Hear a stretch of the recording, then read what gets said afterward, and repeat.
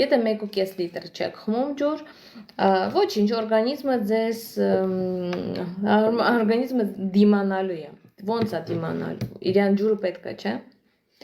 Ինքը մի քիչ վերցնելու է արյունից։ Մեկ էլ դուք զգաք, որ արյունը տանձրանում է, խտանում է։ Արյունը խտանում է,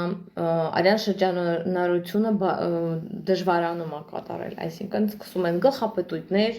գլխացավեր կարա լինեն, սիրտխառնոց կարա լինի, որովհետև օրգանիզմը, մերսի շատ, օրգանիզմը այդ ջուրը